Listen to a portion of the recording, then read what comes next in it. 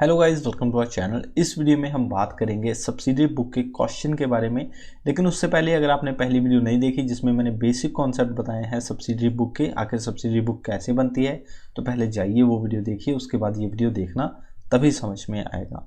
इसमें मैंने ये क्वेश्चन लिया है, ये क्वेश्चन तकरीबन सभी पॉइंट्स जो होते हैं सब्सिडरी बुक में वो कवर कर देगा। तो आइए शुरू करते हैं।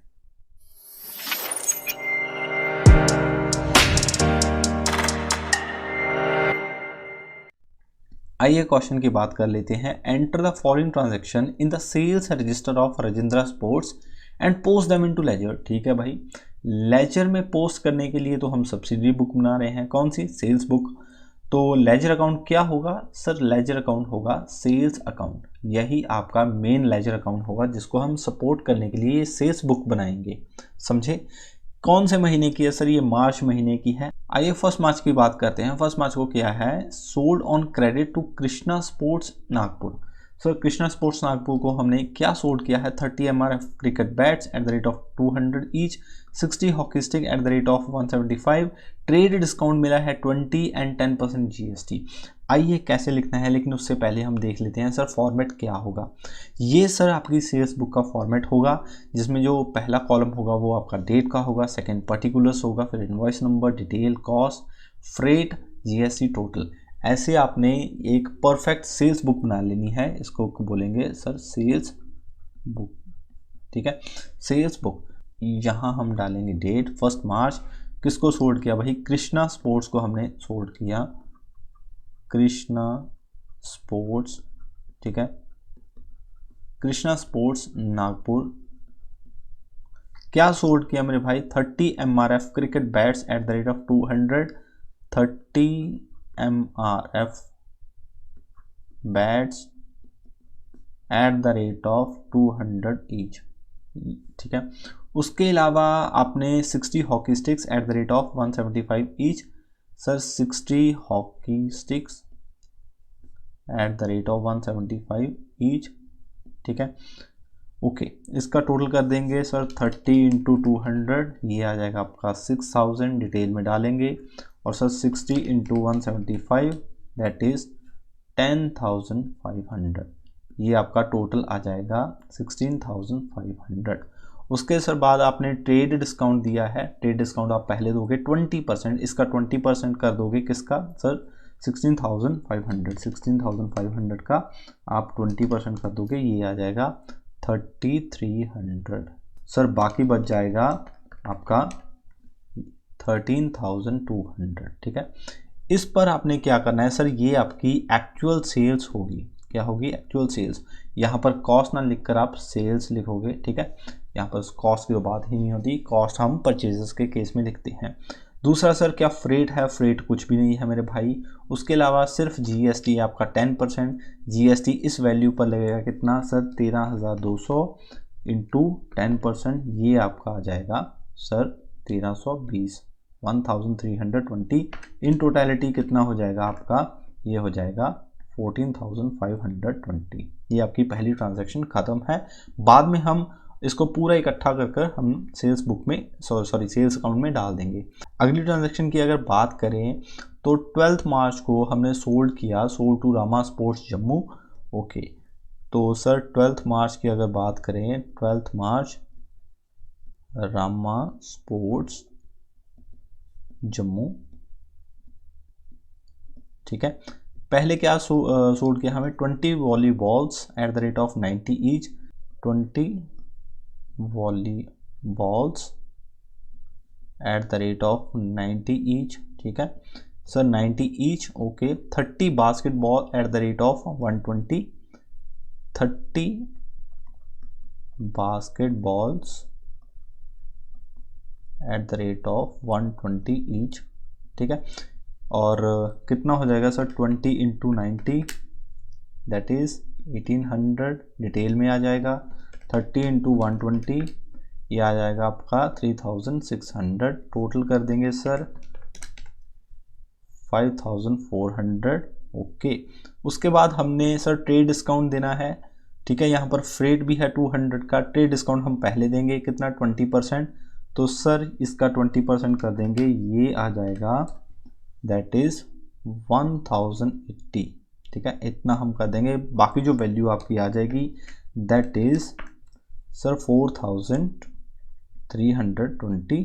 तो ये आपकी एक्चुअल सेल्स होगी 4320, और आपका फ्रेट है सर 200, ठीक है, तो 200 आपका फ्रेट है, 10% जीएसटी है। जीएसटी आपने कैसे लगाना है, 4320 प्लस 200, और फिर जो 4520 आएगा उस पर 10% आपने जीएसटी लगाना है, तो ये आ जाएगा सर 452 रुपीज़।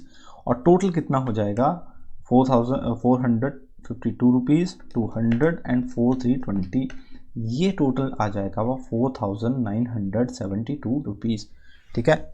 अब थर्ड ट्रांजैक्शन की बात करते हैं मेरे भाई। थर्ड ट्रांजैक्शन है हमने मार्च 14 को सोल्ड किया नानक स्पोर्ट्स अमृतसर, ओके। तो मार्च 14 सर 14 मार्च नानक स्पोर्ट्स अमृतसर, ठीक है। कितना किया सोल्ड किया हमने, तो सर ये 50 table tennis 160 each, okay, 50 table tennis eight the rate of 160 each, okay. Second, अगर सेकेंड की बात करें 40 carrom board eight the rate of 250 each, 40 carrom board eight the rate of 260 each, ठीक है, 260 ईच, सॉरी 250 ईच। इसको total कर देंगे sir 50 into 160, that is 8000। हम क्या करेंगे डिटेल में लिख देंगे 8000, और sir 40 into 250 that is 10,000, okay, ये आपका आ जाएगा 18,000। और फाइनली कितना सर जीएसटी है 10%, और फ्रेट है 250, और ट्रेड डिस्काउंट यहाँ पर कुछ भी नहीं। तो पहले हम इसकी जो वैल्यू आएगी सर, ये भी कॉस्ट नहीं होगी, सेल्स होगी, गलती से मैंने लिख दिया। तो यहाँ पर सेल्स की एक्चुअल वैल्यू 18,000 आ जाएगी। ये आपका फ्रेट जो है वो 250 यहाँ पर आ जाएगा, ठीक है, 250 फ्रेट यहाँ पर आएगा।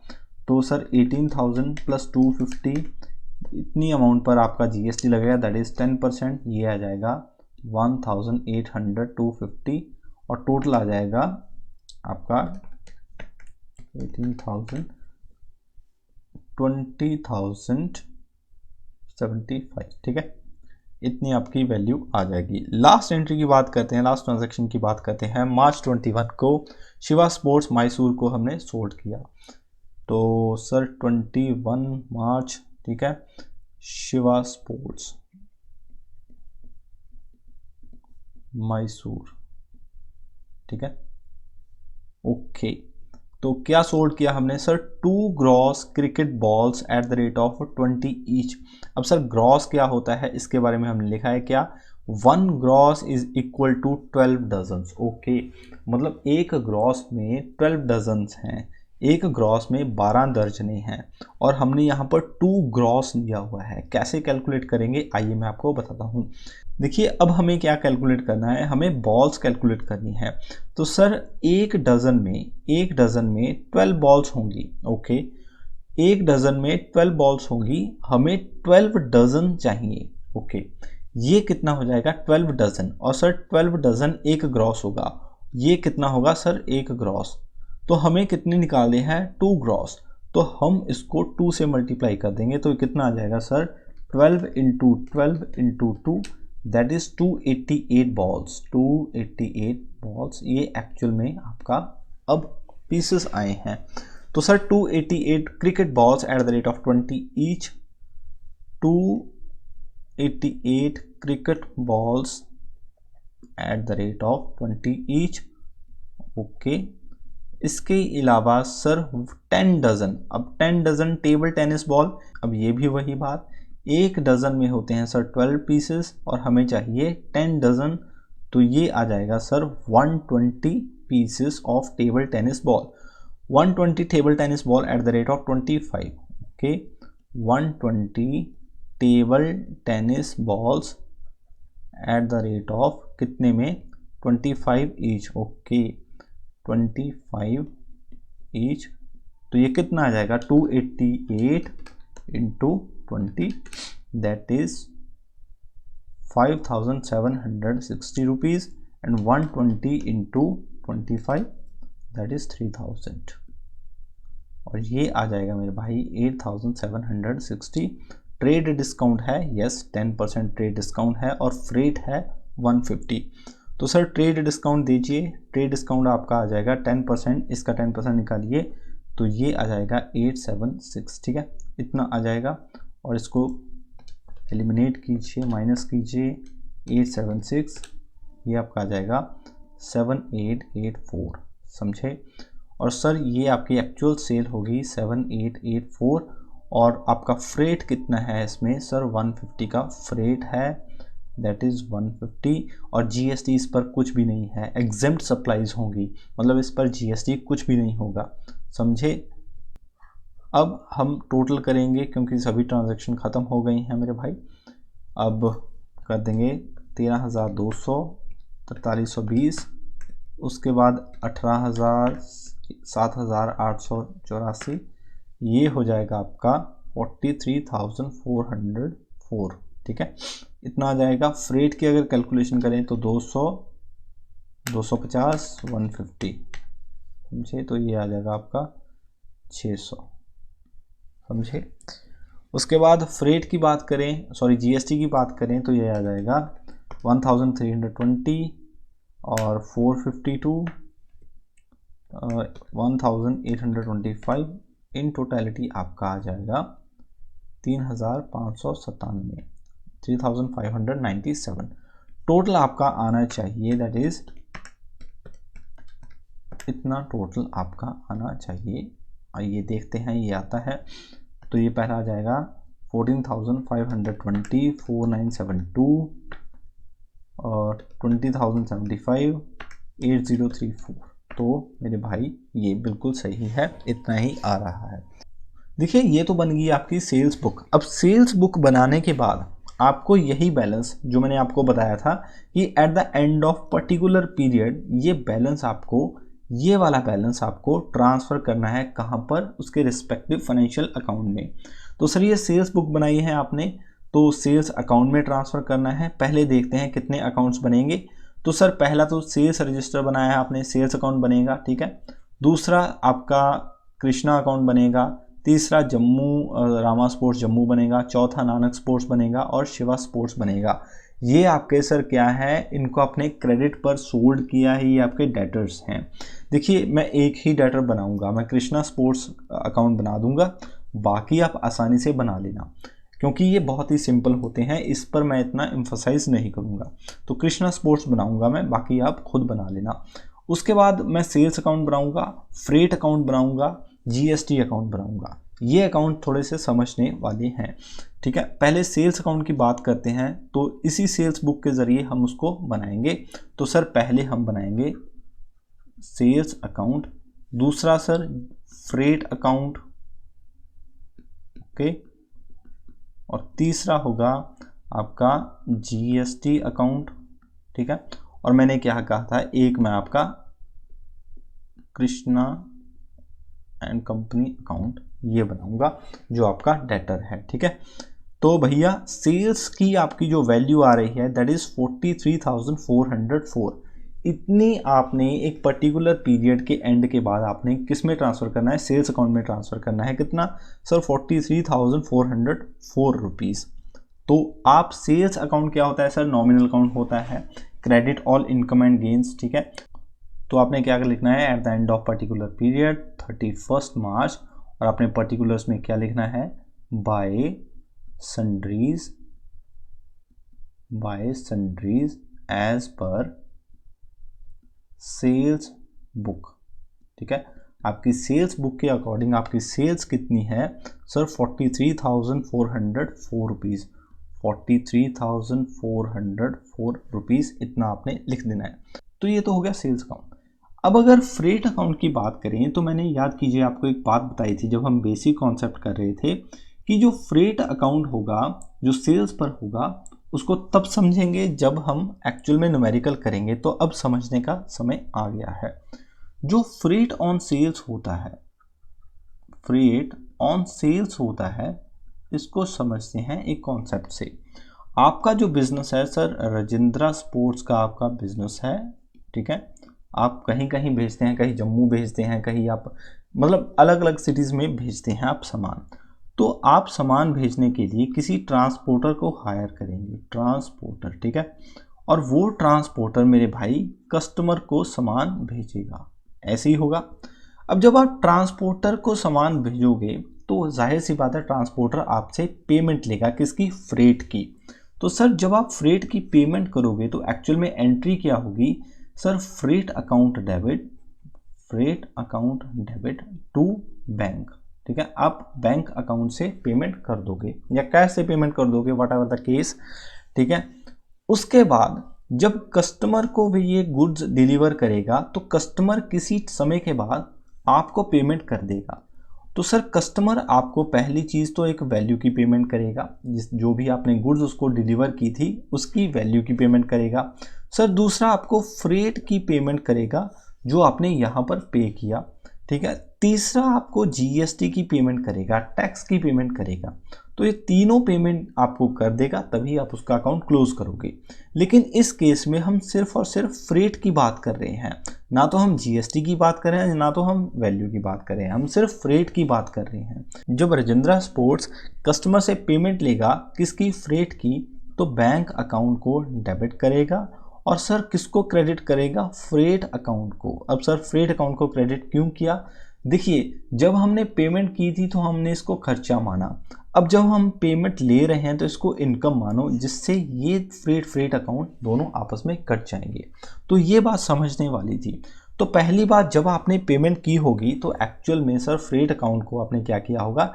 डेबिट किया होगा टू बैंक से, समझे? टू बैंक अकाउंट से। कितने की पेमेंट की होगी आपने? सर ये आपने की होगी 600 से, ठीक है। तो 600 से ये डेबिट हो जाएगा।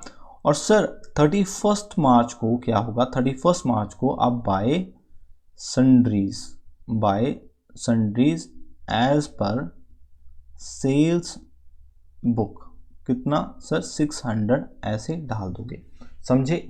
तो ये दोनों तरफ से क्या हो जाएगा सर? खत्म हो जाएगा। तो ये बात मैंने आपको समझानी थी। थर्ड की अगर बात करें तो थर्ड है मेरे भाई, दैट इज जीएसटी अकाउंट, ठीक है। अब जीएसटी सर, सेल्स पर जो जीएसटी होता है वो भी आपका क्रेडिट होता है, ठीक है। क्या होता है सर? क्रेडिट होता है। तो जीएसटी हम पहले रिकॉर्ड करेंगे कैसे? तो ये आपका जीएसटी की वैल्यू है, दैट इज 3597। तो जीएसटी क्रेडिट होगा 31 मार्च को by sundries as per sales book. तो कितना था आपका जीएसटी? 3597 इतना आपका जीएसटी होगा। आइए अब लास्ट अकाउंट की बात करते हैं, दैट इज कृष्णा स्पोर्ट्स, ठीक है। अब कृष्णा स्पोर्ट्स अकाउंट कैसे बनाना है मैं आपको बताता हूँ। देखिए ये कृष्णा स्पोर्ट्स है, 1 मार्च को आपने ट्रांजैक्शन की। कृष्णा स्पोर्ट्स को आपने 13,200 की तो गुड्स बेची, फ्रेट कुछ भी नहीं था, और जीएसटी कितना था सर? 13,020 रुपये। तो कृष्णा स्पोर्ट्स से हमने लेना है 14,520, तो इसको डेबिट करेंगे 14,520 से 14,520 टू सेल्स, ठीक है, क्योंकि इसकी तो हम सब्सिडी बुक बना ही नहीं रहे थे, दैट इज 1 मार्च को। तो भैया बाकी जो होंगे कौन से?